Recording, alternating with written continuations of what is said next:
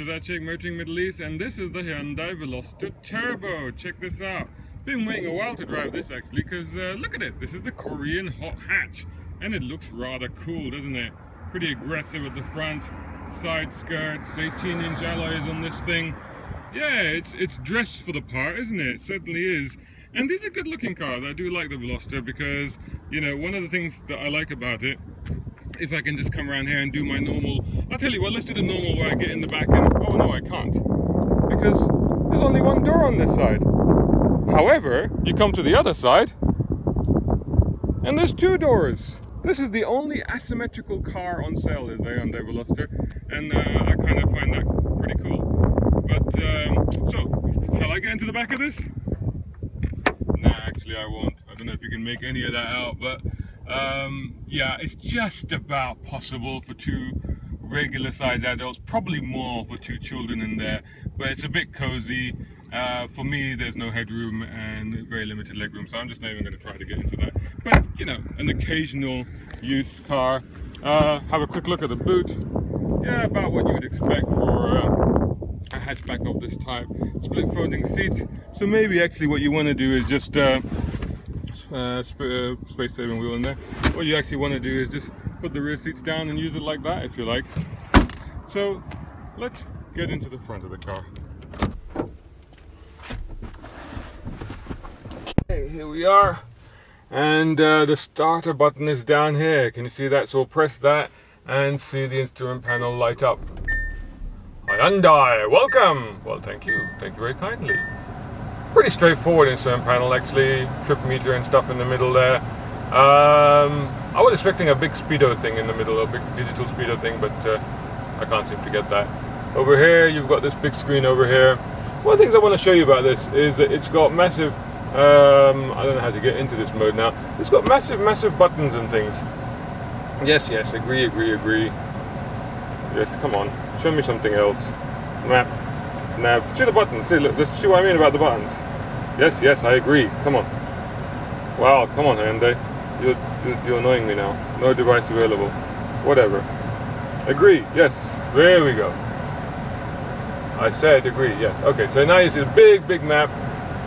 And I just want to show you, it's got very, well, here we go. See the buttons, this is what I'm trying to show you. Is that it's got these massive buttons, massive information center buttons. Look, it's big, you know, it's really very accessible, very friendly once it actually decides to cooperate, which, as you could see, it didn't want to do for a while. Just put that on, might make it a bit easier to hear me. And down here you've got one USB, actually could do with two USBs really, an aux and a power supply, as well as a lighter. Climate control, quite handy here. It's got the cool seats. In fact, I think I'll turn that on to get that wet bottom feel. Yeah, it's already happening. Actually, you know what? I'll just put that down to about 1. That's a bit more comfortable, because otherwise you do feel like you've just wet yourself. Seats are pretty comfortable. You've got 2 cup holders here. You've got a double layer for the cubby box down there. Pretty deep cubby box, actually, quite handy. Door pockets and these pretty funky handles here. Remotes on the steering, you got your stereo controls, your phone, your trip computer, and your cruise control. And you got paddle shifts. Paddle shifts are for this gearbox, which in this car is a 7-speed dual clutch automatic. I think I'll just turn that off, don't need that anymore. Dual clutch automatic, this gearbox. So what have we actually got? Well, I'll tell you what, let's just take it for a run. And I'll talk a little bit about it. I don't want to drive it too much, and that will become apparent why. So this is a hot hatch, okay?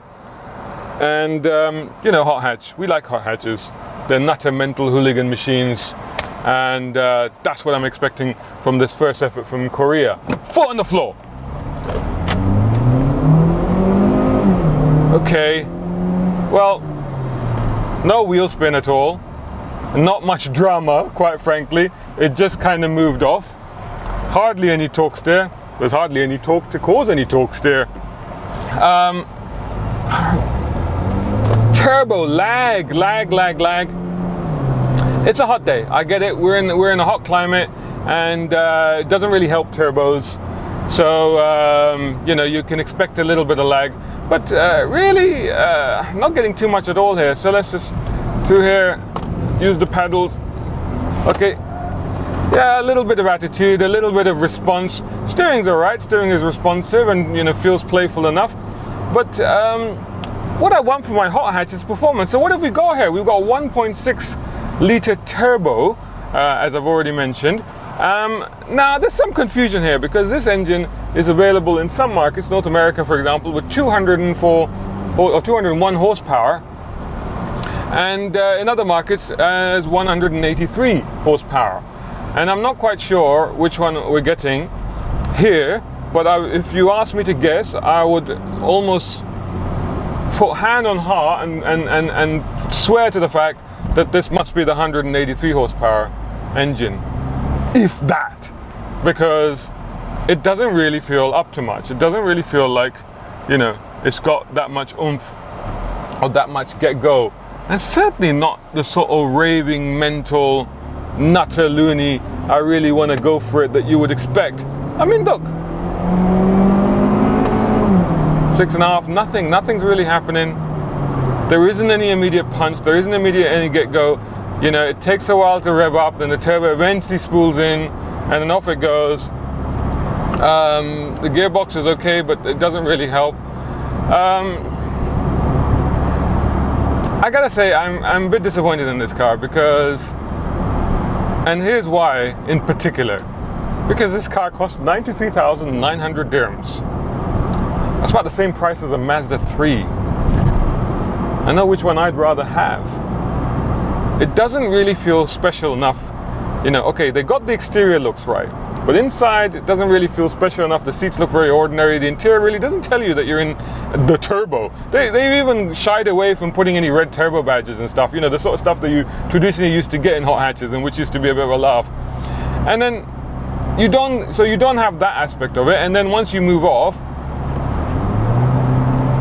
it just feels like a really ordinary Veloster, really.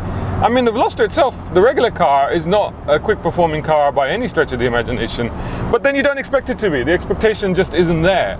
And, you know, maybe that's kind of why I liked it, because I wasn't expecting too much from the car, and it was a fun little thing, a charismatic little thing because of its asymmetrical doors and its quirky little features and this little eco game that it's got built into the system. So I kind of appreciated it for that, and I quite liked it. And you know, part of me thought that it could actually work as a hot hatch. And I think maybe the handling is there, and the grip and agility may well be there. But as a package, this really doesn't work for me, and I don't think that it's worth the money. And quite frankly, if you want a hot hatch, you should save up just a little bit more and go down to the Ford showroom and pick up an ST, a Focus ST for 99,000. If you want a Veloster, and there's no reason why you shouldn't, because it is a fun, funky little car, I'd recommend the regular thing. Just go for the normal Veloster and you know, just bladder around town in it, you know. This thing really isn't up to the dynamics that you would expect from a hot hatch. So there you go. Review, as ever, will be on motoringme.com. Look for it there. Please also look for us on social media, on Twitter, on Instagram, and especially on Facebook, where we put up a lot of stuff. And also, of course, on YouTube. Just search for Motoring Middle East. And if you do find us on YouTube and you're watching this on YouTube, then please make sure you subscribe and share and tell all your friends to come and watch our videos. Thanks so much for watching. Until the next one.